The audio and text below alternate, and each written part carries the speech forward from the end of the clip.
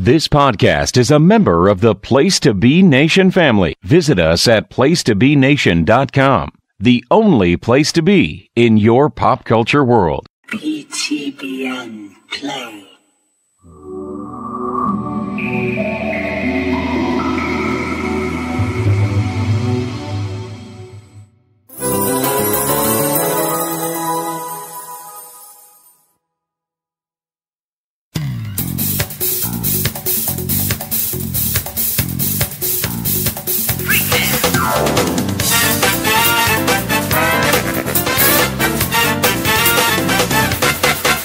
Ready?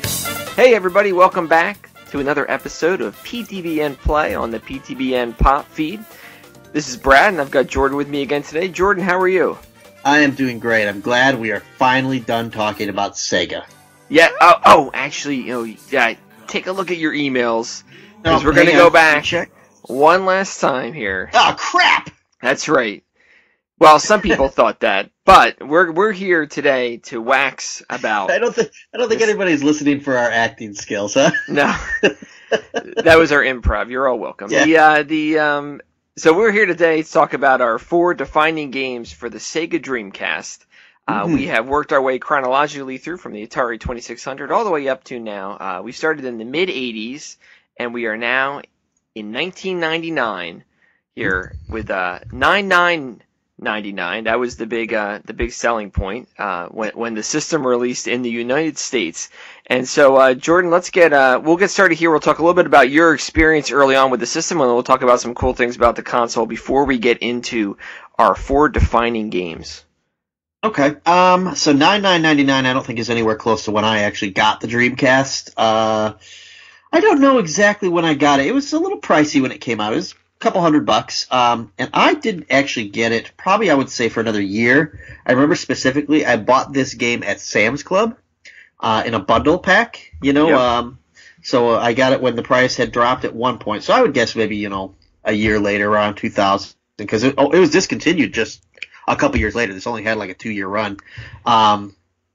So I'm going to guess I got it sometime, late 2000. That's my guess. Okay. But I joke about being happy to not talk about Sega, but if anyone's listened to any of our previous episodes, we've been excited to talk about the Dreamcast. Personal favorite for both of us, correct? That's correct. Yeah, absolutely. I would say that, and we're wrestling fans too, so sometimes you have those hills that you really like to defend, and the Dreamcast is one for me. So, and I think part of it was that we hit it at a good age, right? So we were 20, right? So I had it as a big portion of college where, again, there's a lot of time to play. And, so I actually have a lot of fond memories of this one. And if I had to rank system-wise on personal favorites, I think this one would probably be pretty high up in the top, purely from like my heart speaking maybe more than my head, or until I looked at like all the different games I played on other systems. So, sure. Yeah, so, and we did the Genesis, and we talked about the Sega CD and the 32X, and we did skip the Saturn, because neither of us had that in its heyday. I'm not sure many people did. No, but there are pieces of the Saturn that will show up into the Dreamcast here that I'm going to talk about today. So the Dreamcast came out 99.99, and I remember being in college, and one of my roommates came back from like a weekend and had it. And he had a couple games with it. He had Ready to Rumble Boxing.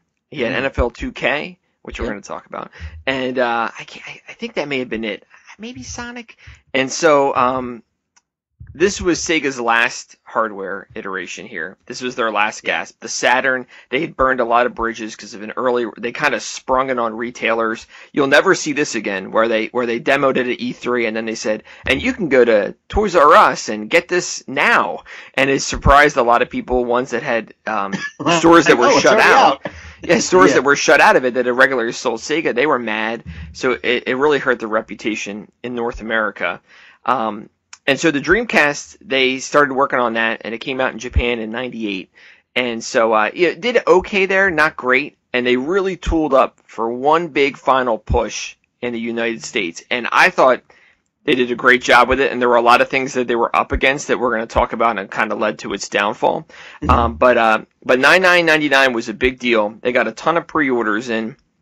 And they had what I still will defend. We talked about those hills we'll die on. I still defend as the best release ever in video games when it came to library. So they came out of the gun. They came out of the gate with some of the games I'm going to talk about in my top we're talking 4. launch titles. Okay. Yeah, launch titles here. Yep, right out of the gate here with some of the best games on the system and some of the best games ever. To be honest with you, and so one of the things that the hardware really had an advantage of was, and I'm going to talk about this a little bit more later on, is that it was it used Sega's arcade board, and in addition to that, they used a Microsoft operating system, which proved to be very easy for hackers and pirators, as it would be, to be able to crack the system, which I think led to a little bit to its downfall too. But and you alluded to this earlier, so really there's only 2 years of software from September 99 to the fall of 2001. There was one lone release in the winter of 2002, which was NHL 2K2, the last game, but they had actually discontinued the system after only 18 months, which is wild when you see some of the games that came out the rest of 2001 where the system was already done. But they did what they had to do for a bunch of different reasons. But Jordan, before we get into those, let me talk about what were your thoughts on let's see even your first impressions of the system and maybe even the controller. The controller I think is maybe one of the first things. We talked last episode about the N64 and how that controller just visually is jarring almost, where the Dreamcast one, I think the controller is something you go to right away, but I wouldn't call it jarring. I think it's more interesting. It had the little screen right in the middle. Yep, the VMU you could plug in. Yeah, it was almost like they fixed what was wrong with the N64 remote. They got rid of, some excessive buttons, but it was still big, But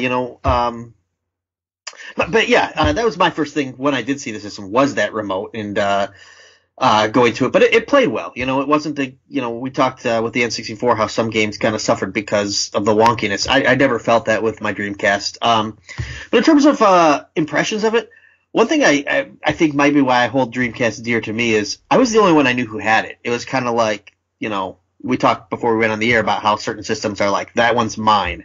So for me, Dreamcast was mine because none of my buddies had a Dreamcast. And, as a kid, that might be a deterrent, when you're 10, because you can't trade games and borrow with other people. But as an adult, it's kind of like, this one's mine. This is the one I love. This is my game. I remember I had to fight with my dad about putting it in my room because he actually wanted to play a couple games, and I had to put it up on our main TV and stuff like that. But, yeah, all the stuff like the 99.99 and stuff that's kind of faded until you reminded me of it. But that really wasn't why I got a Dreamcast. It was more of a spur-of-the-moment purchase for me. Okay. Yeah, we had a lot of experience with it. So my one roommate had brought it back, so we were playing it right away in the fall of '99. And then okay. A little different for me. Yeah, and then I had friends at home that had it, and then I got mine. I remember because it was this is a fun memory. It was the first eBay purchase I ever made in the summer of 2000, where I had to go to the post office to get a money order to be able to mail it back then, because PayPal wasn't around, or I was only 20, so didn't have what needed for it anyway. So I had to send them a money order, post a money order to pay for it. Because it was a good deal at that point. And you talked earlier about the system kind of going down in price, and I think it may have released at $199, but they had to, they were trying to get a foothold into, obviously with Nintendo 64 going on and PlayStation, and they were trying to get a foothold in, so they were dropping this price like crazy.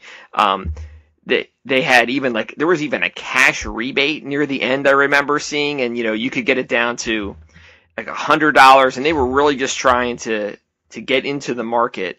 And then, of course, once they discontinued it after 18 months, they had other software. They really could they were selling it already at a loss because they were trying to get a pretty high attachment rate, which would be the number of games that people would buy for it.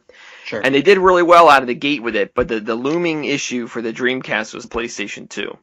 And now I always thought that, it must have been piracy, right? Because you could download a boot disc, put it in, and then you could put in a copy of a game, and people figured this out fairly quickly because it was a Microsoft operating system. I have a CDR for the Dreamcast. It's a Super Nintendo emulator with all the games, because all it needs to do is be able to execute an executable file, and it could do that. So it had like a really hackable operating system, which has been cool for like homebrews and stuff over the year, and people still developing games for it because it was a powerful system with the arcade board it had in it, and being 128 bits for the most part. But the PlayStation 2 looming was a big issue, and once the holiday season 2000 came around, I don't know if you remember, the PS2 had a pretty big shortage because of a manufacturing issue. Yep.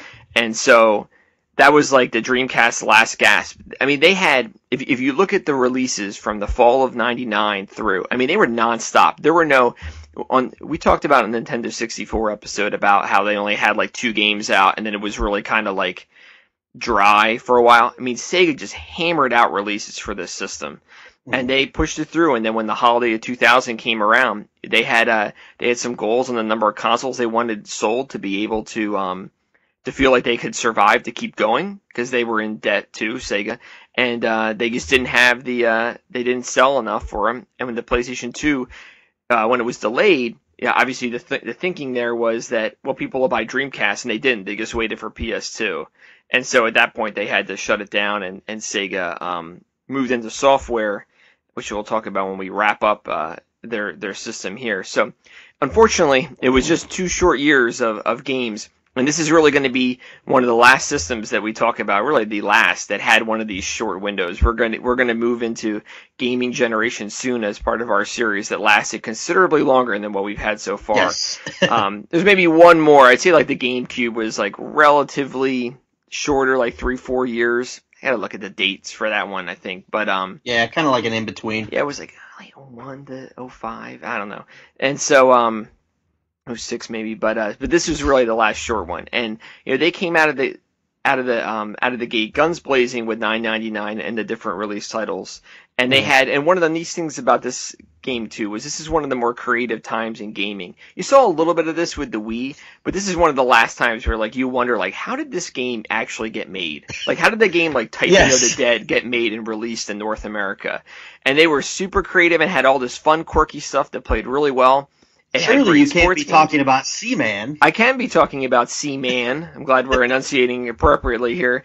M-A-N. And it's funny about Seaman is that I read this the other day when I was reading some articles on this, is that the Dreamcast was slow out of the gate in Japan, which is a little bit of a surprise, Sega being having a Japanese thing.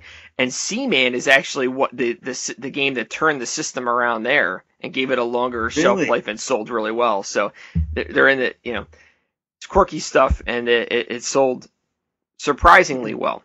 So let me talk a little bit about 9.99. You've been leading up to this, like why was this launch so good? So these are some of the games they put out on this date. They put out Power Stone, Ready to Rumble Boxing, which was really it's kind of like a spiritual successor to Punch Out.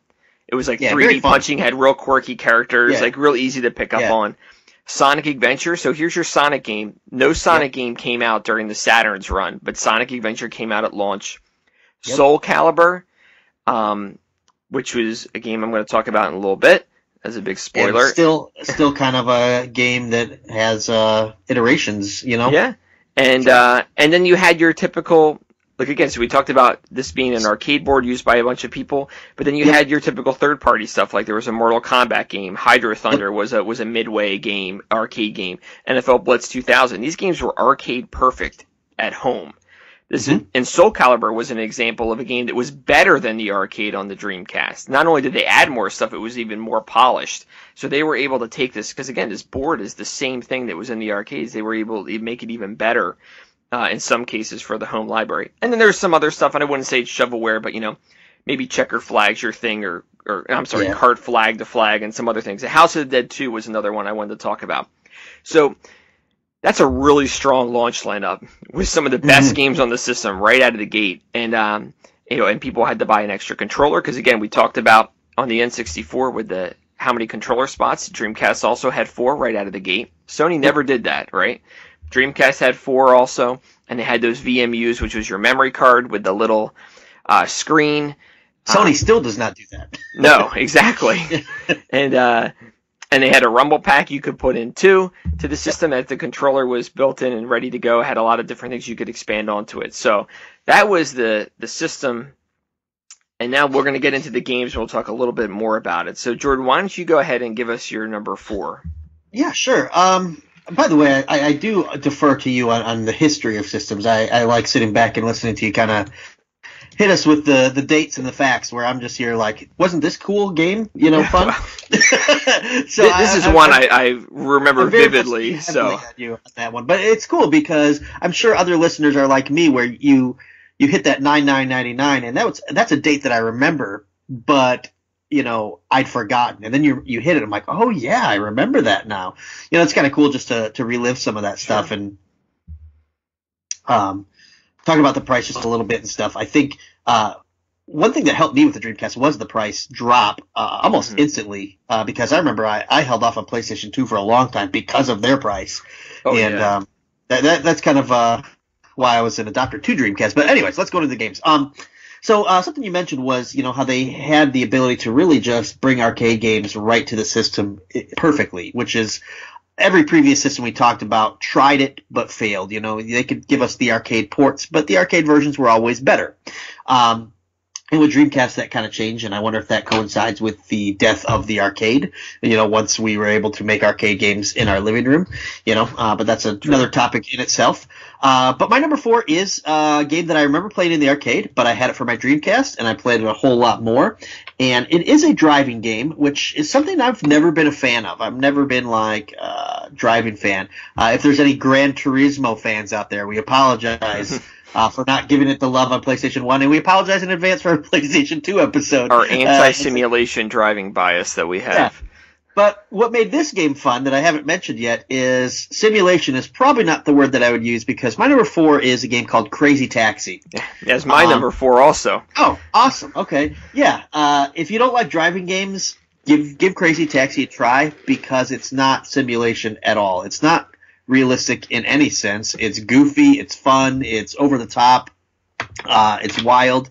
Crazy Taxi is basically, a score accumulation type video game, where you are a taxi driver, you pick people up, you drive them all over the place, but you want to do stunts while you do it. You do barrel rolls and flips and all kinds of stuff. You're fighting an aggressive clock, I would say too, right? That thing is very tough. aggressive. Yeah, and I mean, this game spawned quite a few sequels. I mean, there's 5 or 6 Crazy Taxi games, but the first one I had was and I think Crazy Taxi 2 was on Dreamcast as well. Correct? It was. Crazy Taxi 2 was on Dreamcast, but it was one of those 2001 games when the system was kind of dead already. Yeah. This is the only one I had. But again, it's interesting that we talked about the arcade thing, and we go right into our number 4 being a game taken right out of the arcade. And I remember playing this in the arcade, and I was like, well, I like the Dreamcast version better, which is exactly everything that you said. That's why I had it as my number 4, actually. I think it's just a great segue into talking just this power to be able to bring this home. And everybody used it too. I don't have the Capcom fighting games on my list, but they brought like Marvel vs. Capcom. They brought that arcade perfect, right? Because the Capcom used the Naomi board too. They brought all that stuff right to the Dreamcast, just like Crazy Taxi. And they were arcade perfect, to your point on why this was so appealing. And it actually definitely defined, that's why I wanted it to be on my list, because it really does define the system for me. It's just wild, over the top arcade game that plays perfect at home. Yeah, very smoothly. My big hang up on driving games a lot is it's hard to make. Honestly, probably Mario Kart's the only driving game I've ever given any real attention to outside of this one. And the biggest thing for me is usually how the driving actually handles, whereas with Crazy Taxi, that was never an issue. I mean, sometimes if you got off course, it's because you tried to do a jump or a drift. It's your own fault, right. Whereas so many other driving games, you were chasing high scores too, which I noticed as consoles went on, I kind of moved more to being an arcade player too. Maybe because the shorter amounts of time to play. So it's you could sit down with Crazy Taxi for 20 minutes and probably play 8 games. You know what I mean? It's 2-minute clock, and you try to keep going. But so as your windows into gaming get smaller, you're like, oh, I like arcade. I'm going to chase my high score. You find different goals to keep yourself engaged on something like that. So. And what's cool about this game, too, is, like I mentioned earlier, Dreamcast was my system. I didn't know anyone else who had one. So this is a game you could play by yourself quite easily. But if a buddy came over, it's like, oh, you got a Dreamcast? And he's never played it? He could pick up Crazy Taxi and pick it up like that. Yeah, sure. It had the arcade easy controls, and you just pass the controller.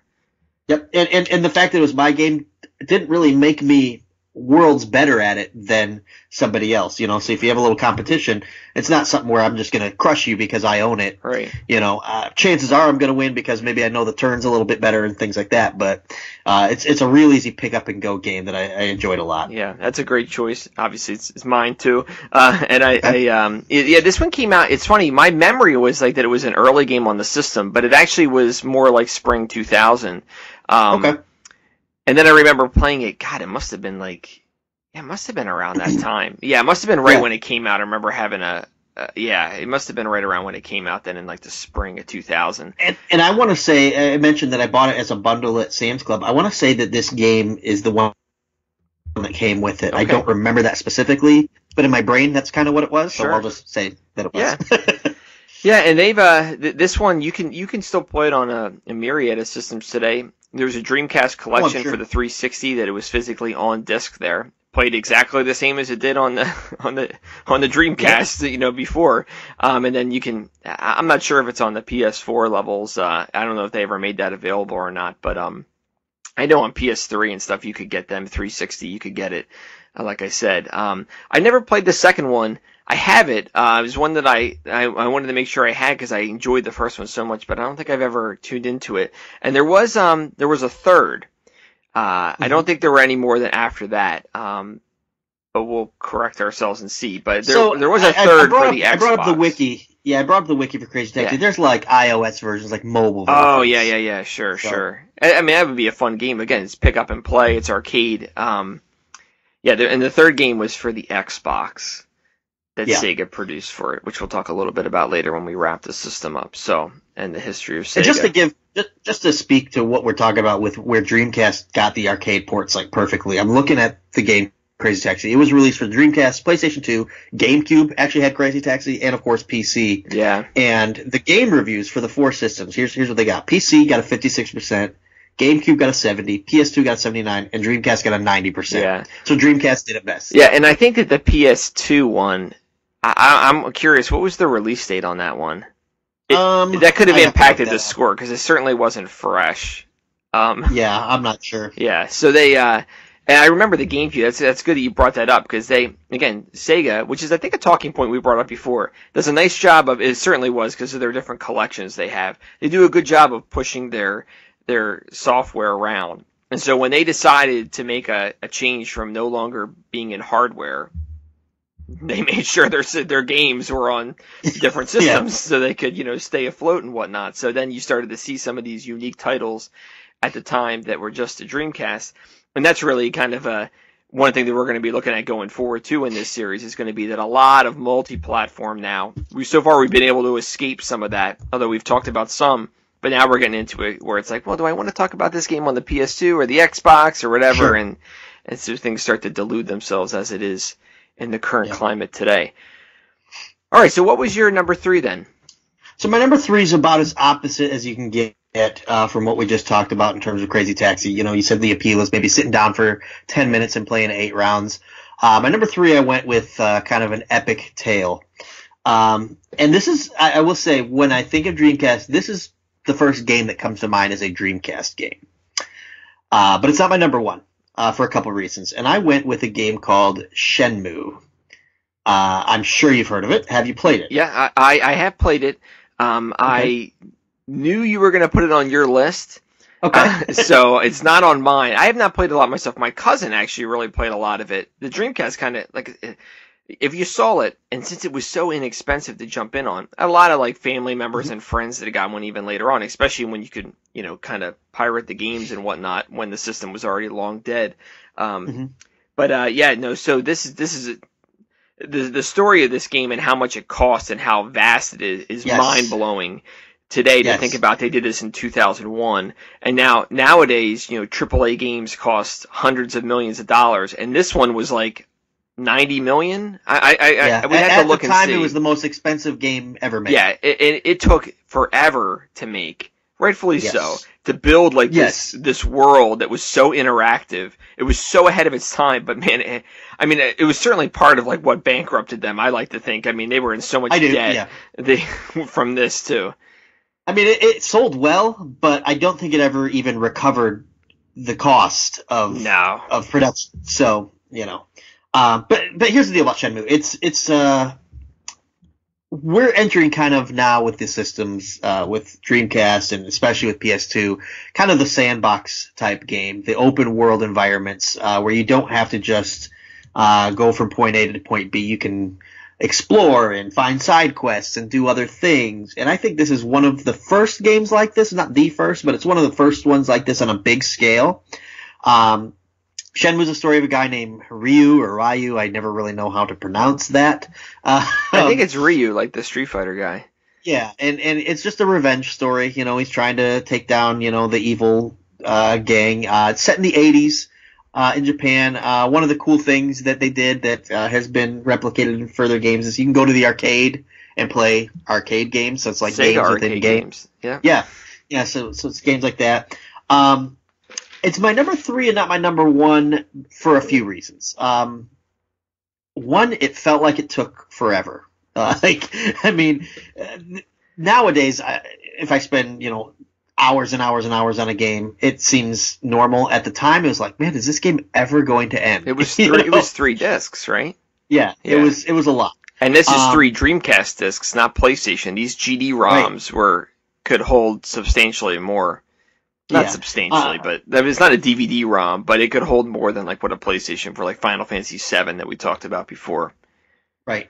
Another issue I have, and it's funny, I'm citing the issues when it's my number 3 game, but is I think the voice acting left quite a bit to be desired. Is very like wooden and kind of like video gamey, I guess. Sure. But this is my biggest gripe with the game. Now, listen, Shenmue's a really cool game. It's ambitious. It's a really ambitious game. I think is the best descriptive of it. Yeah, it's this big open world. It's this giant thing. It's about Ryu trying to get revenge. He wants to get back against. Gosh, I wish I could remember the name of the gang. And so here's what sucks the most about this game, right? So the end of the game, Ryu figures out Master Chen is in this harbor. He goes to find Chen. There's a little battle and all this stuff, and then he gets on a boat to go to Hong Kong to find the next guy. And the game ends. And I've never been more furious with a game ending before, because it's a game that literally ends by basically saying, you better play Shenmue 2 when it comes out. Right. And I was so pissed off. We had to stop development, so this is the end of this game. Yeah, the game ends basically in the middle of the story. And I was so angry for spending so many hours to get to, there's going to be another. Oh, gosh. Which nowadays, maybe, I don't know. I can't think of any modern games where that happens. I don't know that it does. But, gosh, I was so mad. I remember being, like, legitimately angry that was the end of the game. Isn't the end of the game, too, like a 40-minute sequence that it's really long? Yeah. Yeah, it was like they were just kind of showing off what they could do. There's a lot of talking, too. If you're a reader, this may not be unless you're a reader, this may not be for you. A lot of dialogue, if I remember. Yeah. Having said all that, I listed it because it is a good game. And it is a memorable game, and it is a defining game of the Dreamcast. This is a game they went all in on. They spent everything on this game, and you can see that. Visually, it's really good. The fighting sequences are pretty cool. It's a little arcadey and a little like combo-ish, but also kind of timing, things like that. It's kind of cool. There's exploration. There's side stuff. There's, if you're just getting bored with the game, you can just play some Outrun and some stuff good like game. that. It is a good game, but it's got its flaws. And that's why I couldn't put it any higher than my number. That's a great pick, and certainly one that defines the system. So did you ever play Shenmue 2? No, and that's what makes it worse. I didn't even get the second one. Well, the second one never came out in the U.S. They released it in Japan for the Dreamcast. I want to say Europe, too, for the Dreamcast, but I'm going to have to check that. But it never came out in the U.S., and then they released it for the original Xbox. Yep. You can get Shenmue 2 there, and I remember it came bundled with like a movie they made, but I think the movie's like CGI type movie from around that time that they made for it. But good news, Jordan, with the impending, and I'm not sure the date, of Shenmue 3, I guess people that when 2 ended, the story was still going on. And you think about all the money they spent, I'm not surprised they split it into 2 games then. Sure. Is the upcoming Shenmue 1 and 2 HD. Is that correct? Yep, for PS4, Xbox One, and PC as well. Yeah. So you will get your chance to muddle through a very long game, and get a chance to get. But to be honest, I probably would check that out if there's a physical I think I'm going version of to. it. Yeah. I do have mine still, the original US for the Dreamcast one, but I never put a lot of time into it. It's certainly ambitious, like you said. That's a great choice. It's funny. I want to read a quote from the Shenmue Wikipedia article. Hang on. Not that we're into reading from Wikipedia, but it gives the plot of Part 1, Part 2, and then there's a Shenmue 3. And this is all it says. Ryu and Shenmue, I don't know if I'm saying that right, embark on a new journey which reveals their shared destinies. Lan Di returns with a new antagonist, blah, blah, blah. The game will not conclude the Shenmue story, as Suzuki hopes to create further games in the series. So it says right there. Suzuki's a grifter. This one's not He's getting a lot of money out of it. The story of Shenmue 3 is interesting, right? So they did a Kickstarter for it, but it was already backed by Sony, because at the time, I think that 3 is just going to be Sony. And so they were kind of taking the temperature of like what kind of interest there was in it, because the money it raised, you were like, there's no way they can make a AAA title with that money, but it was like Sony was dumping in like $50 million too or whatever for it. And it'll take forever because I don't think he's done much with it. So it's good to know he's straggling people along here with another game. We'll see. Yeah. We'll see what happens there. And he openly says this won't be the ending either. I'm curious in that Wikipedia if they have anything around the development. I've read about it before, but it was quite long and an interesting story. But they made it, so there you go. Nowadays, that thing would have been canceled way in. There's no way they would have kept throwing money at it. So, time to change. They just announced last month it's delayed until next year. So 2019 is when they're saying. Okay, yeah, we'll see. We'll see on that one. All right. Well, my number 3 is a game that I name dropped earlier, and that's Soul Calibur. Oh, okay. No, not Seaman. I did have some experience with Seaman. I did. Didn't we all, Brad? Yes. So see. Why don't we talk about Seaman before I talk about Soul Calibur? Sure. Why don't you share your memories of this and Leonard Nimoy voicing? Yeah, that's my first memory right there. Basically, if you're listening, you don't know what Seaman is. It's a fish with a human face. Yes. And it's basically a Tamagotchi, I mean, I was just going to say that word. That's funny. Yeah, that's a callback too. Yeah, I mean, you just have this pet fish and you interact with it, and it used the Dreamcast microphone, right? Is that right? Yeah, it came with the mic. It came bundled with the microphone. I didn't mention that accessory. I never had that. So essentially, you could raise your own Spock fish that would mock you and do other fun stuff and whatever. But I don't even know if you could beat it. The game, not the fish. Any other memories of that one? But people should YouTube it and then wonder like two things that kind of go right hand in hand. So. Hand in hand. And so back to Soul Calibur. All right. And back to Soul Calibur. So Soul Calibur was a release game on the Dreamcast. This is a fighting game, 3D fighting game where you can move even more 3D than you could in like Virtua Fighter and stuff. And this was a Namco game, and Namco also used that Naomi board we've been talking about. Another big arcade company. I like Namco arcade games. You've probably played them. And so this game, there was an original game. It was called Soul Edge, I think. Yeah, Soul Edge on the PlayStation, but it was kind of hindered by the PlayStation. But Soul Calibur came out in the arcades, and they brought it to the Dreamcast right at launch. And this is one of the highest reviewed games ever, not just for the Dreamcast. I mean, it certainly falls within top 100 lists of all time. And this is again a launch game for the system. From a fighting game standpoint, I would probably say it's my favorite. Okay. Again, an arcade 3D fighter with weapons. They've made numerous games after it. I remember beating it with a number of different characters, so as an average gamer, it always feels good to be accomplished where you could actually make it through and you just, swing that sword and knock that guy off and I beat the game, right? So, and there were different unlockables in it too, if I remember correctly. But Soul Calibur was, certainly one of my favorite games and absolutely defines the system for me because it was so mind-blowing in 1999 to see this at home. I mean, it won a ton of awards. I mean, this stuff was so far ahead of what was out there for PlayStation and Nintendo 64 at the time. It was unbelievable. Did you ever play Soul Calibur? I never owned it, but I have played it, and something you mentioned is kind of like what I always went to when I thought of Soul Calibur. It's Mortal Kombat, Street Fighter type games, but with weapons. You know, you had katanas, battle axes, swords, and shields, depending on which character you used. You know. Yep. But yeah, it was a really good game. I didn't know that it was so well received, or that it won so many awards.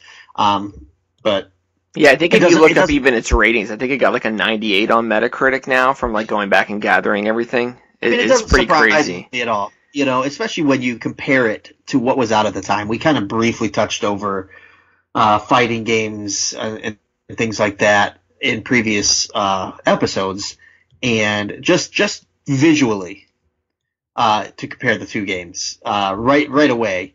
Now, visual presentation is not be all end all for a good game for me. Nope. I don't really care what a game looks like so much, but sometimes when a game just looks a lot better, it makes you want to sit down and try it. You know, sure. But yeah, I mean, and this is a game that has spawned. How many sequels has Soul Calibur had? 5, right? I think 5. Soul Calibur 5 is the last one that came out. Yeah, I'm not sure for the PS3. I don't know if I have that. We'll check on that. But yeah, so yeah, I think I know there were 5. I don't know if they made another one since then. But yeah, Namco, great company on the Dreamcast and bringing these games home. And so yeah, a lot of fond memories of that one for me, certainly.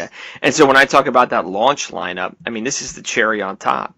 Yeah, it's one of the best games ever. So yeah, if you're interested in playing a Dreamcast or looking up what games to play, like there's a really cool article I found.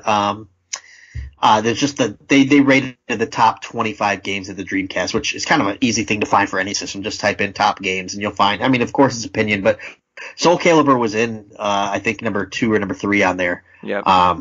Which is not a surprise, but in a way, it is a surprise because sometimes fighting games don't get listed as the best game of a system. Right. You know, it might be the best game for its genre, but to be the best game on a system, it's got to be pretty perfect as a fighting game. Yeah, real impressive. That's a great point. That's that's where it kind of transcended things because it was outside the fighting.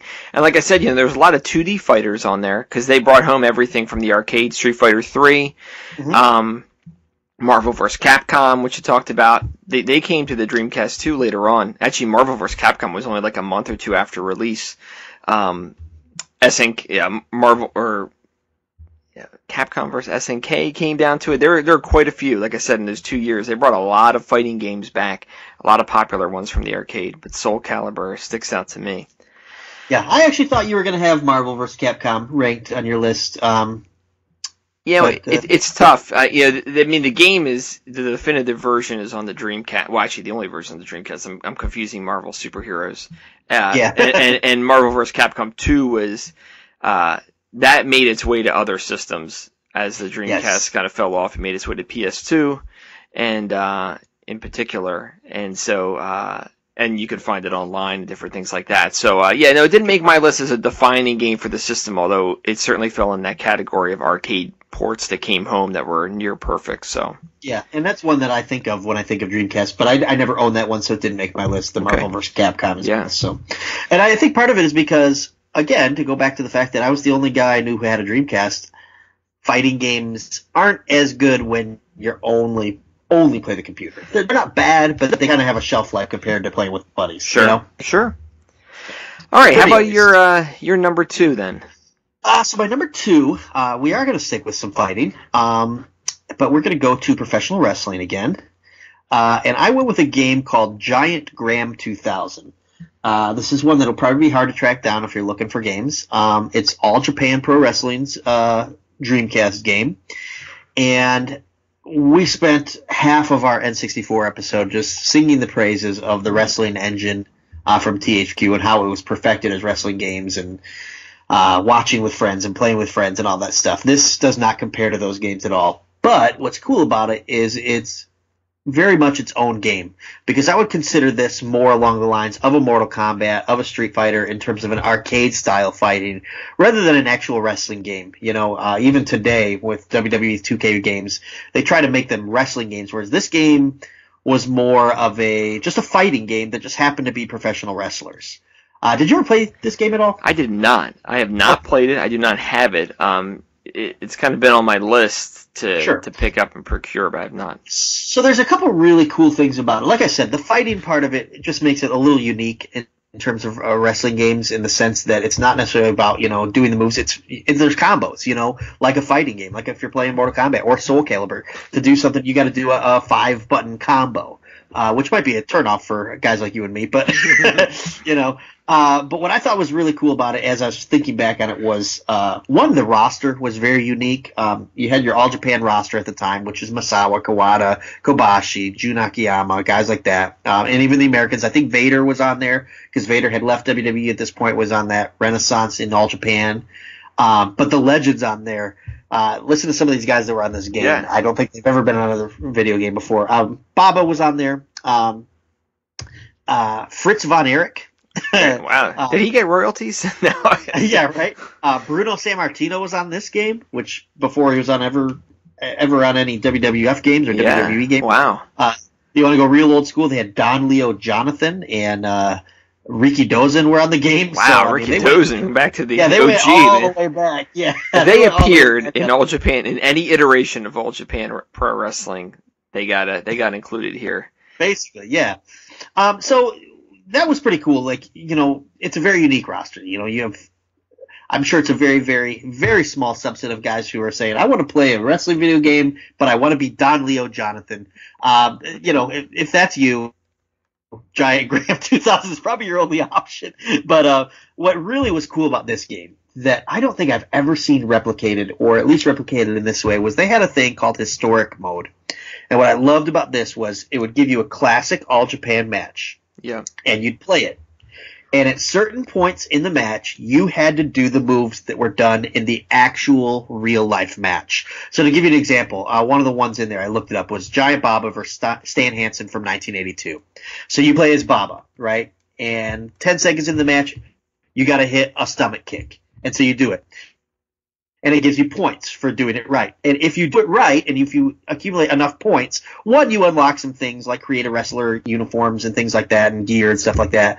But you also unlock clips from the actual match itself, which blew me away at the time. I'm doing this stuff, and then all of a sudden I'm watching highlights from this match in pretty good video quality, especially for a 1982 match, and I was like, holy crap, this is insane. I've never seen anything like this. And I still really haven't seen anything like that. Now, WWE kind of did that a few years ago with some of their Steve Austin stuff, where you would recreate Steve Austin's greatest matches, but you only had to get the finish right. This, it's like, make sure you do that body slam and elbow smash combo. It's really cool. Yeah. And now imagine how hard this was for me, because this game's in Japanese. Yeah. So, I would have to pause it when something came up, go to my game facts that I had printed off sitting next to me, and be like, okay, I've got to do, a hammer throw with a clothesline right now. Unpause it and do it within 3 seconds. So it made for some frustrating times, but it was very rewarding. Very, very cool, and it's got a lot of classic All Japan matches. It's got Misawa beating Jumbo for the very first time in 1990. It's got Kawada versus Misawa with the famous Gonzo bomb where Misawa gets dropped in his head. A lot of cool stuff. This isn't a wrestling podcast, and then another cool thing is, so you get this list of like 10 or 12 historic matches, and you fight as one guy, like you're fighting as Baba. Then you go to the second match. Now you fight as the other guy. Same match, but now you're Hansen, and you got to do Hansen's spots from the match. Just a really awesome concept that I don't know why more wrestling games never did this, especially WWE with their library. Yeah, I mean, I think that, you saw that in some of the 2K series at the end of the last generation. I don't know if they still did it, but I remember the one where you went through all the different WrestleManias or the Attitude Era, and you had to do certain things in the match to unlock the next one, or to unlock different wrestlers or whatever. Yep. Yeah, it wasn't mandatory, but if you wanted to unlock the people, which is why you were doing it, you had to actually do those things in order, and when it would, obviously it would cue you to it. Yeah, and especially now the text there, I mean, you could probably unlock the entire match itself to view, whereas with this, it's kind of like a highlight. 2000. Yeah. So. Now, were there any sequels for it? I'm having a there was time pulling it up. A few Giant Grahams. I think this was technically the third game in the series. Yeah, Giant Graham 3. The third Giant Graham, but it was called Giant Graham 2000. Okay. I also had a New Japan game that didn't rank because it just was not nearly as good as this one. But yeah, there was other Giant Graham games, but I don't know that there was ever any others for the Dreamcast. I'm not sure what system they would be for. I think 2 and 3 came out for the Dreamcast, but there's not a lot of information out in our normal avenues on them. Now, real quick as a sidebar for wrestling, if you don't mind. So some of the other offerings for wrestling were, we talked before about Acclaim and their WWF Attitude Series, which it makes sense that it would come out on Dreamcast because it came out in the summer of '99. And so, so it came out, it was around that time. And so those games came over, and we lamented those with all the different combos and having the pause and stuff. So all those games, like the ECW ones, they came out for the Dreamcast too. And they were probably the best on the Dreamcast because the Dreamcast is better than the PlayStation, obviously. And then there was one arcade game, WWF game. Do you remember this game for the Dreamcast? It's called WWF Royal Rumble. And it was an arcade WWF game that they brought home that didn't have a lot of moves, but it had, like, I remember, like, Kurt Angle being in it, which was a big deal. And it was an arcade Royal Rumble game. There wasn't an incredible amount to it, but it was the one unique Dreamcast wrestling game that they have not done anywhere else. It didn't review very well ultimately, but I remember playing it a little bit at the time. Yeah, I Google it while you're talking, and I see a couple images, and it just makes me want to praise Giant Graham more because the graphics were so good for the time. Like, it was they weren't great, and then of course too is, as we talked about last time, we were playing wrestling games on the Nintendo 64. So and the Royal Rumble was super arcadey, but it wasn't keeping our interest. No, not at all. So yeah, I figured that would be on my list and not yours, but I kind of spoiled that to you privately that I was going to sing that's a good one to make out there. Hey, if you've played that game, we'd like to hear from you. I'd like to hear more of the stories. That's really good. Yeah, and it's tough to find a lot of info on this game. So, because it's an all Japan game and probably not an American release. I don't even know if I needed to have it modified or anything, if it just threw in and played it. Yeah, interesting. So you could do a couple things with it. You didn't have to mod chip the Dreamcast because you could use a boot disk and it would boot up Japanese games or games from Europe or whatever. You could bypass the global whatever indicator for where it had to be. The word's slipping my mind, but yeah, I know what you're saying. Yeah, so the region, you could bypass that with it, and I think you could with the boot disk too. Which I still have mine, actually. So my number 2 is, I would say this is one of my favorite sports games of all time. It's one that I played it so much that we actually broke a button on the Dreamcast controller. And you could tell, like, right away, because you're like, oh man, the A button on this controller stinks. Like, I don't want to use it. It's not giving me, like, it's registering, like, my pushing, but it's not going in. Because that's what you use to swing a racket. And so my number 2 is Virtual Tennis. Oh, okay. That's on my honorable mentions. Cool. Yeah, this was arcade tennis time with real tennis players, so they could get the licenses. And you could play. Actually, they had the licenses for the events like the Australian Open and stuff. I think in that version they did. I don't know if they were made up. But so those were fine. You could play singles. You could play doubles. You could play doubles in the same team. The engine was amazing.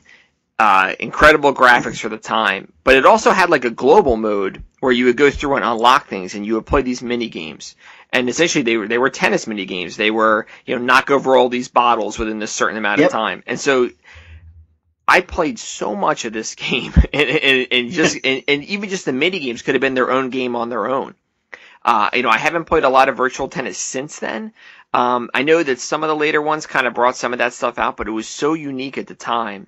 I played so much of that game, and we played against each other too. It was pretty competitive, and the game was hard too. I remember, I don't think I ever beat it, but it was really cool to have all these kind of arcade mini games that involved just.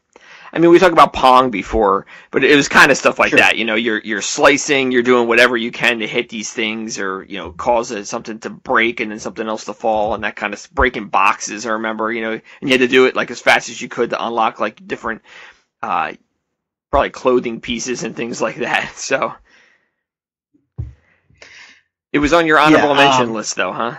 It was, and it's funny because I didn't think we'd talk about it, but it's cool to hear that somebody else liked it. And it makes me wonder, like, is tennis maybe the most underrated sport that's good for video games? Because, I mean, obviously football and basketball are probably the go-tos with Madden and 2K and stuff like that, and then baseball behind that. But there's been a lot of pretty good tennis games over the years, and tennis isn't something that does not interest me at all in the real world. Like, I don't play tennis. I don't really follow tennis, but I'm a fan of tennis video games. Yeah. You know, I found out that they were coming out with a Mario Tennis game for the Switch, and I was like, yes, that's a must-buy for me. There you go. You know, like, but yeah, this is one that was on my honorable mentions. I didn't break a button playing it that much, but, you know, everything you said about it was really cool. It wasn't just tennis. It had all the mini games that made it even more fun. But even the tennis itself was pretty cool with the ranking mode. I think you start at like 200 or 300 and have to work your way up, correct? Yep. Yeah, so very good game. Yeah, it was just really cool. Really excellent game. And they, you know, that system went on for a little bit. There was a second game that came out for Dreamcast, 2K2, one of the last games of the system, but it was also being fabricated out to different consoles at that time too.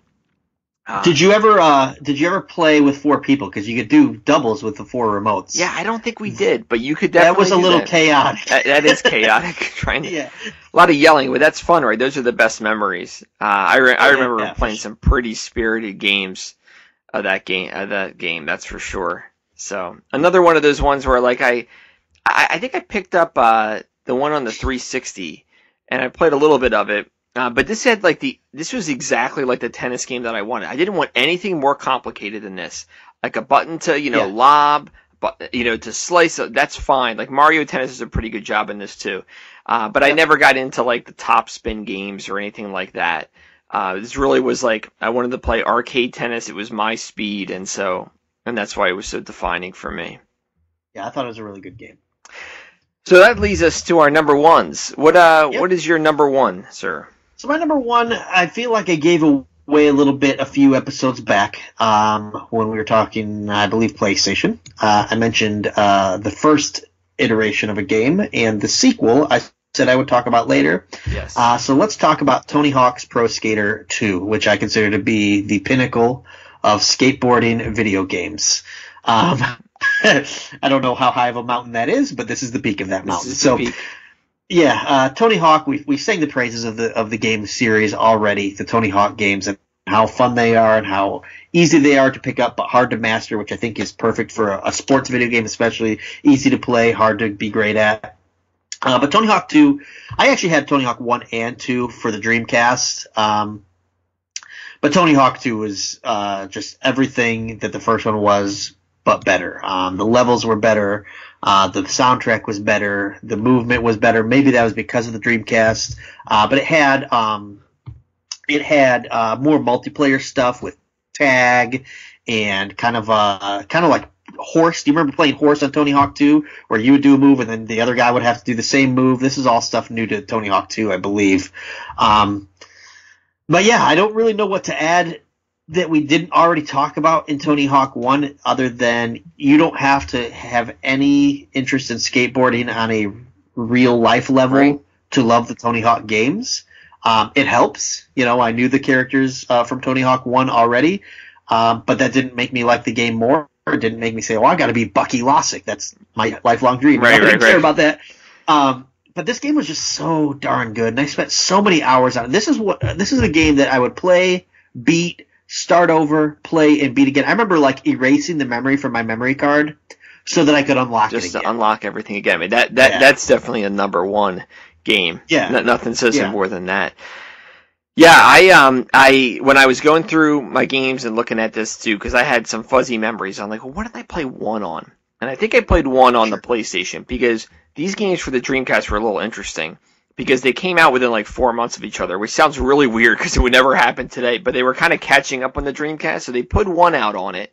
But I swear I must have played it on the PlayStation first, but I remember playing 2 on the Dreamcast. And that was the one that I think I put the most hours into.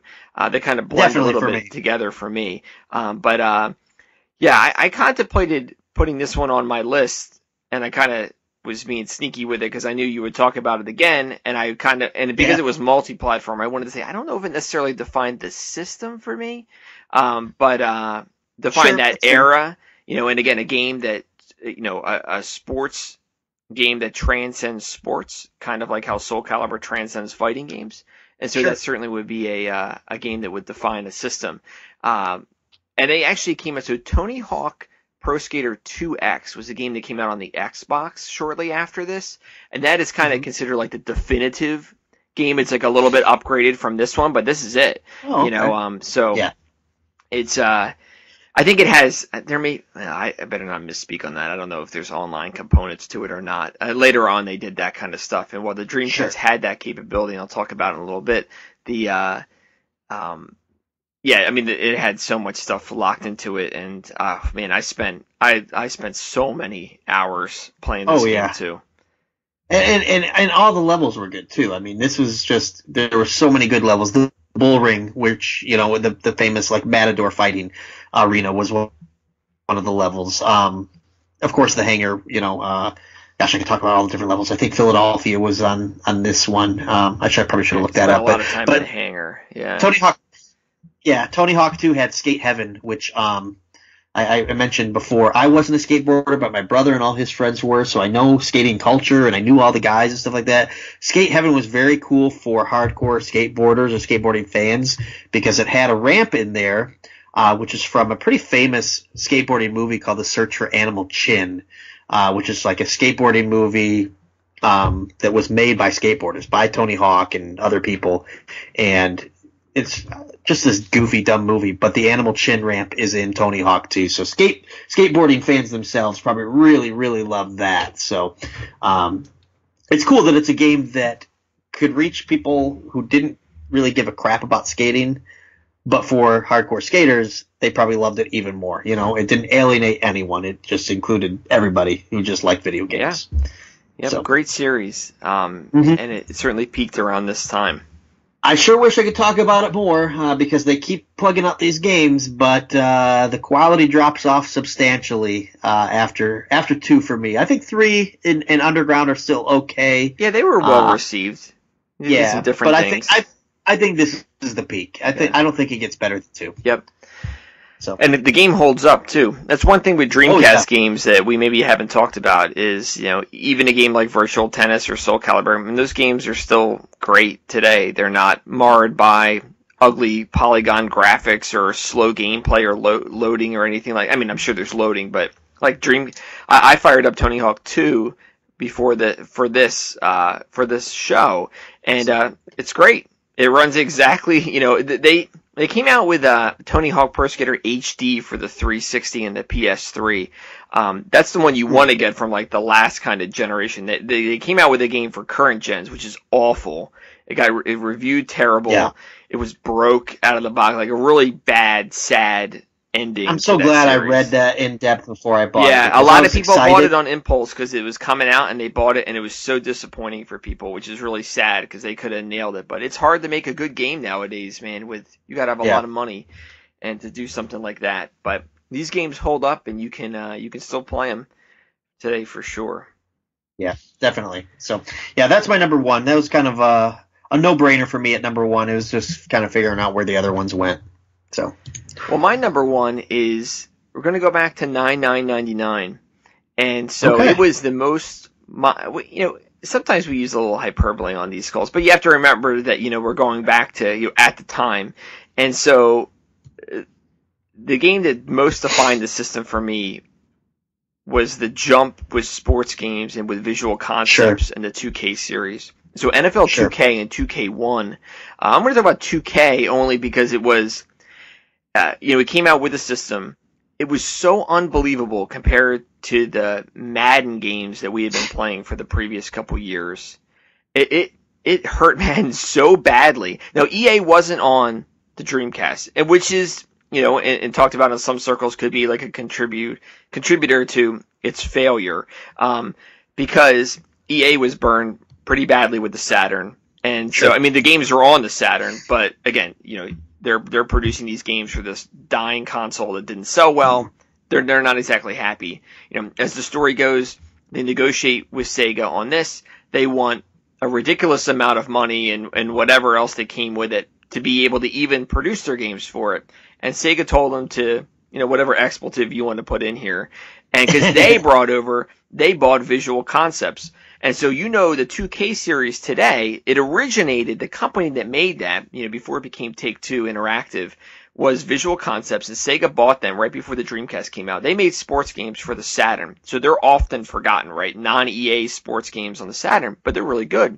Like World Series Baseball on the Saturn. This is a Visual Concepts that made these. Sega bought them, rebranded them as themselves, and came out with this 2K series, and they destroyed Madden out of the gate. I mean, it made, there's often talk about, like with competition, and we talk about with wrestling, where it would motivate a company to change. I mean, they made EA That's have what I'm to already change. thinking as you're describing this. I'm thinking about that same type of mindset. Yeah, they made EA, have to change it, and I'm sure they were going to for the PS2, but I mean, this dunked so badly on the sports games they were putting out, it was no contest. And it's a shame that the system couldn't go on, and the one thing they had ahead of its time, too, was 2K1, you could play online. The Dreamcast, I didn't talk about in the beginning, had a built-in modem. Again, way ahead of its time here when it came. Right. We were talking 2000. Well, it was produced in 98, 99. It had a modem in it, a 56K modem. I remember those. So, so it wasn't particularly fast, but you could connect and play. And I'm sure some games had different things where you could download little things and whatnot. And I never played it online, to be honest with you. Never connected it or dialed it up. No. It may. Now I gotta think. No, it definitely was like a modem. It wasn't like an Ethernet cable or anything like that. Maybe no, it was definitely a modem dial-up. Because remember, we didn't talk about like the Sega dial-up stuff of the Genesis era, but it was lingering through here. And so 2K1, NFL 2K1, you could play online, and the games built on each other. It already was like an A+ game, and they made it even better with 2K1. And it was just our go-to football game. The 2K series, shortly after the system's launch, they came out with NBA 2K, which was a game that was on par or better than what EA was doing for basketball. I preferred for many years, yes. Yeah, and now we still play it and look forward to it. And it's the same iteration, So they came out with. I'll talk a little bit more about the sports games here because this is the one system I did want to talk about it with was and they came out with hockey, just 2K, and I remember that game being like really hard to score. Like we were really excited about it, and it just wasn't like great. And then they actually skipped a year, which seems unheard of and kind of is. And they actually came out with 2K2 NHL, but the console was dead, and they had actually came out with it for GameCube and a whole bunch of other systems too. But that was a pretty good hockey game. And I remember the one other sports memory I have for this was World Series Baseball. So I talked about how great that was on the Saturn, and we were really looking forward to a baseball game on the Dreamcast. And unfortunately, when 2K1 came out in the summer of 2000, because as was the style at the time, sports games were a year ahead with their labeling. They didn't correct that till the mid-2000s. Was this game, they just couldn't get it right out of the gate. They had to get a game out. It didn't have all the bells and whistles you want. It was an okay arcade baseball game. Like, we really wanted it to be good. And then they came out with a really good baseball game in 2K2. But again, and so what happened then was Visual Concepts in 2K, they put those games out for all the other systems. You see them on PS2, even as early as the 2K2 series. So they were out in the Dreamcast. It was a cross-platform series, and they were not exclusive to it, because the Dreamcast at that point was dead. But they still put the games out there. So that was 2K and the history of them, and we still know them today because Take-Two Interactive owns them, and then they still put out Borderlands and a whole bunch of other stuff too. But that was kind of the beginnings of that company.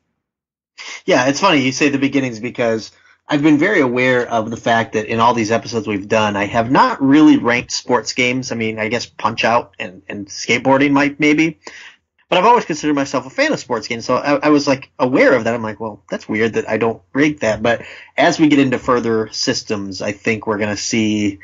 I can't guarantee they'll rank, but PS2, PS3, PS4 is where my sports games really, really rank highly. So, and I think this is kind of where it kind of took that shift for me. I actually had 2K1. I don't think I ever had 2K. 2K1. Did 2K have a franchise mode? Yes. Yes, Okay, that was a big thing. Something else that was pretty new too. Yeah, you know, it was. Madden around 2000 had one too, but yeah, I don't know if it was in 2K or it was just 2K1. I think it was in 2K also. Was they had a franchise mode in it, which again playing multiple seasons was like what I remember because player advancement stuff, people would retire. Stuff like that. I remember like John Elway was like a free agent in the game because he had just retired or something like that. Yeah, I mean, could you imagine, like, it's so wild for current generation players and maybe kids to think of sports video games that don't have a franchise mode, but yeah, that's what we had for most of our childhood was you'd play a season. Yeah. And then you'd play the season again, where franchise mode carrying stuff over. And gosh, when we get into like college football and the ability to take your college players, gosh, that's something that's totally a PS2 different. level conversation for me too. Pretty heavy one. Definitely. So, I guess maybe that's a tease for where we go next. Yeah. But and these ones, they came out with college football too. But again, I mean, the system was gone, but they came out with a NCAA football 2K2, which was the NFL engine with college football on top of it. I remember that. Yep. My big thing was, but you could run the option, So yeah, that's true. Yeah, so that was the 2K Sports, and that's why NFL 2K and 2K1 made my list. They are all incredibly cheap. They produced quite a lot of them. I would be curious on Jordan. Do you have the top 5 or 10 selling games on the system? I do. Yeah, I couldn't find.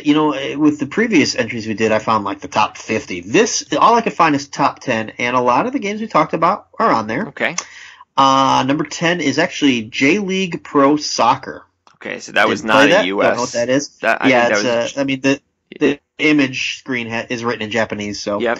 One thing that jumps out at me is the total number of sales is so much smaller for the Dreamcast than other systems. Yeah, I think they sold 3 million systems in total across all the regions. Yeah, whereas with N64, I mean, Mario itself sold like 10 million copies. Or, spoiler alert, for PlayStation 2, 150 million consoles. So yeah, insane.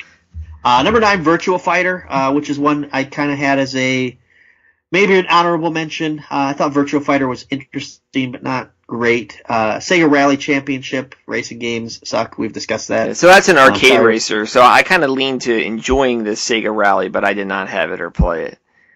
Sure. Number 7, Seaman. Oh, see, there you go. That validates what I said earlier, that it was. Yep. Big hit. Then coming in at number 6 is 2K1, NFL 2K1, which is the first game that on the list that passes 1 million copies sold. Yep. So the top 6 games are the only ones that cross the 1 million mark. And this makes sense, too, because chronologically, so the system comes out in the fall of 99, and remember, they have all of 2000 to themselves before the PS2 comes out, so they were just rocking out releases, and then this game was so good, now people have bought the system discounted and are coming into 2K1, so it makes sense that a sports game like that would bump up there. Yeah. A fun little note is I think that Randy Moss was on the cover of every 2K game. Yeah, just like Allen Iverson was for NBA. Yeah. Yep. Back then they had. Yeah, I like that. It's a great point. Number 5 is Resident Evil Code Veronica. I never played that one. Yeah, I'm glad you brought that up. I don't have them in my honorable mentions, but they released Resident Evil 2, 3, and Code Veronica for the Dreamcast. So they redid 2 and 3 for the Dreamcast, better versions of the games. Yeah, probably a good thing that they did that. Yeah, because we talked about that on our last episode. Well, and those are Capcom games, and Capcom was completely, they owned this system, and there are a ton of amazing Capcom games, many that we won't even talk about today, that are out there. Their library around this time, everything was on the Dreamcast, and nearly everything is good, and still good. Yeah. So. Yeah, it really is. That was number 5. Number 4 is Shenmue, which, honestly, you probably have to view as a failure. I mean, it sold 1.18 million copies, but as we talked about, it was the most expensive game ever made at that point. Even if you multiply it by $50 or $40, you're not coming close. They're still taking a loss there. Yeah. So what's funny is the image there is Shenmue holding the soccer ball, which I forgot that you can play soccer in that game too. So number 3 is NFL 2K. So 2K and 2K1 are both in the top 6. Nice. Number 2, Crazy Taxi. There you go. And the number one is a game we didn't talk about, but no big surprise. Sonic Adventure is the number one selling game of all time for the Dreamcast. So, yeah, of course, Sonic. Yeah, that's great. So 3D Sonic, I'm not surprised. And again, so talking about releases, on the launch day, there's Sonic and NFL 2K were right out of the gate. I am surprised that Ready to Rumble wasn't on there. Maybe because PS2 is maybe a little more successful there, but you mentioned Ready to Rumble boxing. Yeah, I mean, that was a release one, so it was exclusive to Dreamcast. I mean, I think Ready to Rumble Round 2 came out multi-platform because Midway, they were spamming whoever they could get the game onto. The one thing I remember with, was it Ready to Rumble that had I know there were some issues with audio in Ready to Rumble, which was one of the little stumbling things out of the gate. They actually reprinted it, and some of the games have a sticker on it, so it was one of the reprinted ones that that didn't have the audio glitching out in it. Just a small hiccup in their release window in there. Yeah, I'm surprised that one didn't come out too. That was a real popular game starting it out. What other honorable mentions did you have that you wanted to talk about? So I did have Virtua Tennis on there, which we talked about already. One that I wanted to just mention briefly, I don't have much to say about it, was Dead or Alive 2. I remember owning, and this was kind of like a Mortal Kombat game. Basically Mortal Kombat with boobs. Yeah, I mean, no weapons. It was 3D fighting, but not with weapons, but with boobs. But they put a lot of the 3D emphasis on certain parts, and it definitely appealed to the 20-year-old version of me. I don't know that it would. And its reputation has carried on for years, decades, even 15 years later. Yes. Yeah, and that's kind of why I wanted to mention it, not because it's necessarily a good game, but we're talking about memorable games, and this is one that. Yeah, I remember that too. And didn't they make a volleyball version of that game as well? Yeah, they did for the Xbox PS2 era, I think. Maybe. Yeah, so if you're one of those people that's looking for some titillating games, and no other means of finding that. Yeah, Seaman is not what you're looking for. No. Ready to Rumble boxing we've already discussed. That was on my honorable mention. I remember I wrote this down just because I remember it was so stupid. You know what Razor scooters are? So Razor scooters are they're like these little silver, I guess it's like a skateboard with the handlebars. Okay. They had a Razor scooter video game for the Dreamcast, and I just remember thinking that was one of the dumbest things in the world. And I think it was just kind of trying to copy the success of Tony Hawk. Sure. And we talked about Mira BMX, but then they made it for Razor scooters. So if you're not sure what a Razor scooter is, Google it when you get off the line here. And if you're listening, Google what a Razor scooter is, and then imagine a video game based off. It's kind of embarrassing as an adult to ride a Razor. It's for children. Sure. So just imagine the fact that somebody's let's make a video game of that. Not the best idea. No. So, but yeah, NFL 2K was on my honorable mention. We already talked about that. So basically, a lot of my honorable mentions we've already discussed. Okay. So how about you? Anything that didn't make your list? Yeah, so I had two other ones. So I talked about Power Stone in the release window. So Power Stone was a Capcom game, which was, again, with up to the 4 players. I'm trying to think, I guess a little bit of a MOBA game that you see today, 4 players at the same time trying to knock each other out, with interactive environments, and it was a real popular game. They came out with a sequel. It was super late in the Dreamcast life. It's super expensive. If you have it today, get in touch with me. It's actually not expensive. It's not worth anything. No, the Power Stone 2 was kind of building off. It's a real unique game at the time. They actually came out with both of them on the PSP as a compilation too, which you can find some places. But yeah, so Power Stone, again, another Capcom game, totally different than what their normal fighters were, and really unique. And then the other one I wanted to talk about was Jet Grind Radio. Okay. And so I had this weird memory where I guess it came out in Japan first. This isn't a revelation. You check the numbers, a couple months at least. And I remember my buddy had got it, and made a copy of it or whatever, and it was called Jet Set Radio, but they couldn't use that name in the U.S. I can't. It was copyrighted already, and I remember playing a lot of Jet Set Radio. So this is another game that I didn't play enough of it to make it on my list, but it really defines the Dreamcast. You see it in different Dreamcast collections. This is a game that SEGA is pretty proud of. It didn't particularly sell great, but it has a pretty good reputation. And so you're riding around on roller skates and graffitiing, tagging things. And while you're escaping bad guys or fighting them running around, it was super cool, super unique, a lot of fun, and I definitely recommend checking that one out if you haven't seen it. It's another one that made its way to your Xbox Live Arcade and PSNs in the late 2000s too, that you can find in relatively later consoles. So, okay, there was one more that I wanted to talk about, just for us. In our last episode, you had mentioned Parappa the Rapper. Yes. And we kind of started on the trail of rhythm games. Yes. So you know where I'm going? Yeah, this is one we should talk. This is one we should talk about. Yeah. So rhythm games, I will probably talk about when we get to PlayStation 2. I'm going to talk about a rhythm game specifically. No real surprise on which one that's going to be, but I am also. Dreamcast had one called Samba De Amigo. Oh, okay. And it was. Is this what you thought I was going to talk about Space Channel 5, which was the Michael Jackson influenced rhythm. Yeah, Samba De Amigo was different because it was a rhythm game that required you to plug a maraca into the controller port, and that was your rhythm. You're this monkey that plays the maracas. I always admire games like that just, even if they kind of fall on their face, it's so outside the box and it's so different than anything. Like it had maracas that you plugged into the remote, that you plugged into the controllers. So, okay, so talk about the one that you thought I was going to say. Well, I will say for Samba De Amigo is that game, they brought that back for the Wii.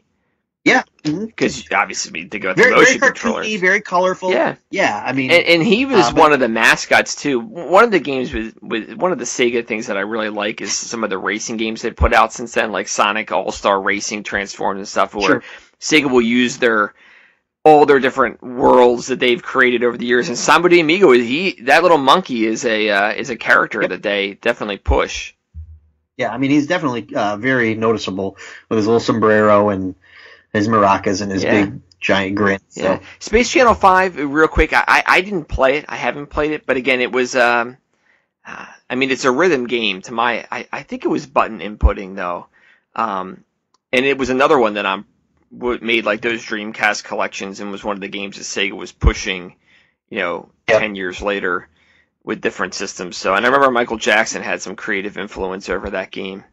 So there you go. Oh, okay. Yeah, I didn't have that one. So I didn't have it originally, the game, but I do know that it was pretty popular.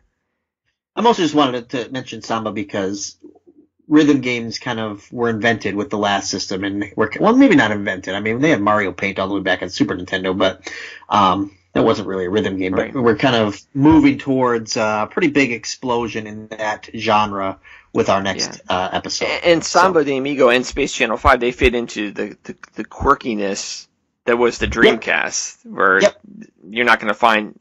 Well, you will find some of these games later on. So what? Nintendo embraced all that stuff. Yeah, Nintendo embraced that stuff, and so what happened with Sega then to wrap is so they obviously they stopped production of the system. It was losing money for them, but they stayed afloat and they still produce games today. And so they just took their library and stuff in development, and they either multi-platformed it out to PS2, or some of those games were unique to the Xbox. And as the story goes, and it was only really a preliminary thing, there's no model that exists, but there were discussions between Microsoft and Sega that the original Xbox would be Dreamcast backwards compatible, but they couldn't make it work price-wise with what they needed to include with it. Because again, the Dreamcast used a Microsoft operating system, and Microsoft, so there you go.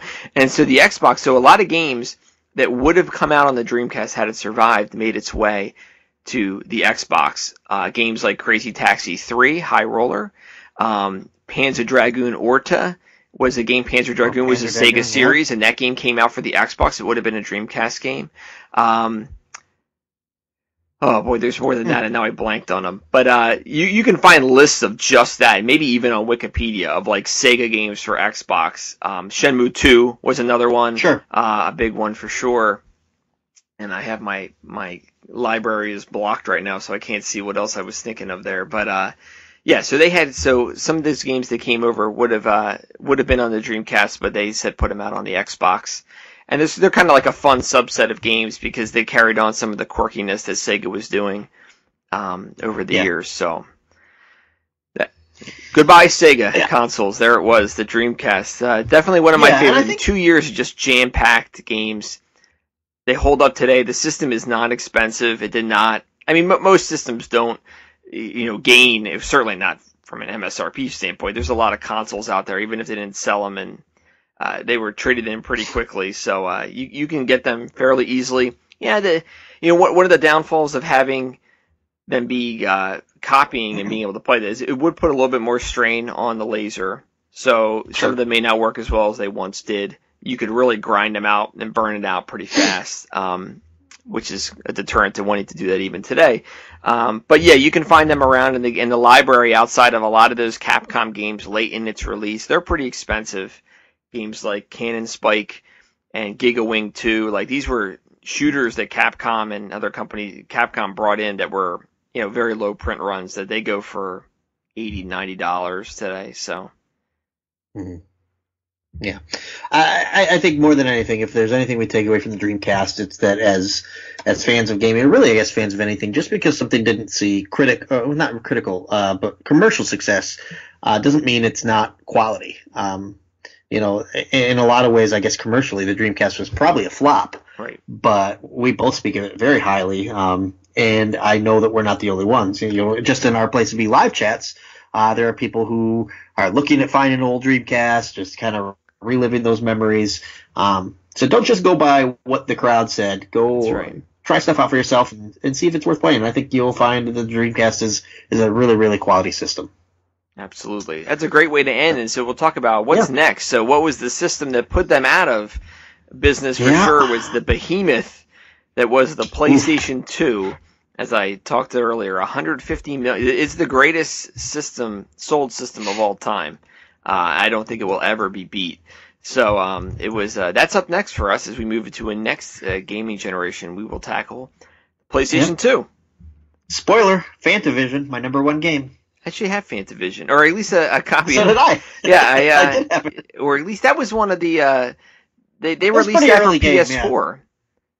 Oh, really? I had a backwards compatible, like the PS2 classics they have out there. This sounds like we stopped recording and we just kept talking, but we're still talking. The PS2 is a vast library, which is going to make it a little bit more challenging. I mean, personally, like I said earlier, with these shorter lifespans for systems makes it a little bit more unique when you talk about these. The PlayStation is going to be pretty challenging with 4, just because of the number of games that came out is incredible, to be honest. But we'll get there next time, though, and so we will. We'll talk to everybody again real soon.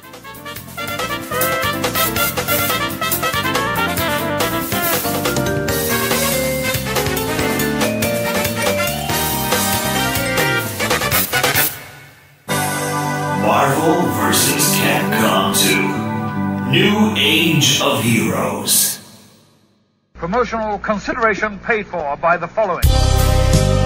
Hey, pro wrestling announcer Kevin Kelly here. I want to make sure you are all subscribed to all the great feeds here at Place to Be Nation. It's really easy to do. Just head to iTunes or your preferred podcatcher app today and search and subscribe to the Place to Be Nation wrestling feed, which of course includes the full archives of the Kevin Kelly Show, the Place to Be Nation pod feed, and the Pro Wrestling Only feed. Subscribe, listen, and then rate us and leave feedback today.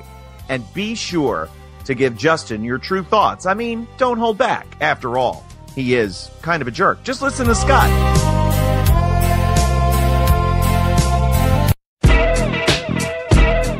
Place to Be Nation's JT Rosero and Chad Campbell here. We want to let you know that we have a ton of great podcasts available to you on iTunes, Stitcher, Google Play, and PlaceToBeNation.com. We offer them to you on 2 great feeds. On the Place to Be Nation wrestling feed, we bring you the Mothership, the Place to Be podcast, along with Main Event, Survey Says, the Monday Night Wars, and our monthly pay-per-view reaction show, as well as Jeff Learns Wrestling.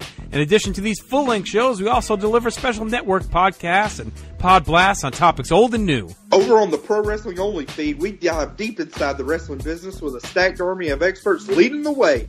The feed features potpourri shows such as This Week in Wrestling, Greetings from Allentown, Match of the Week podcast, and the Military Industrial Suplex. We also have shows that focus intently on certain topics like Through the Years, Worldcast, Strong Style History, Strong Style Story, and Mount Olympus. Plus, the feed has the full archives of legendary shows like Titans of Wrestling, Where the Big Boys Play, Letters from Center Stage, and Letters from Kayfabe, plus much more. And on our very popular Place to Be Nation Pop podcast feed, we offer such great shows as Talkin' Pop, the Glenn Butler Podcast Hour Spectacular, NBA Team, PTBN Play, Sunday Groove, Breaking Balls, and Lucha Undead, as well as a veritable podcast heaven for comics fans with the hard traveling fanboys, Sellers Points, Todd Weber's Conversations, Geek and Sassy, and Marvel Age podcasts. You can find all of these current shows, plus archives of our past podcasts, including The Kevin Kelly Show, as well by subscribing to both feeds on iTunes. And while there, be sure to rate and leave feedback today. All these shows, plus others, available at PlayStation.com, where we cover pro wrestling, sports, movies, comics, plus in-depth stretch projects, and more. Be sure to support our site by using PlayStation.com/Amazon when doing your online shopping, and download our free PTB Vintage Vault Refresh ebooks via the links on our site. We also want to thank our friends at Boneheads Wing Bar in West Warwick, Rhode Island, and Fall River, Massachusetts, and thehistoryofwrestling.com. Be sure to follow us on Facebook, Twitter, Instagram, and Tumblr as well. PlayStation.com, the only place to be in your pop culture world.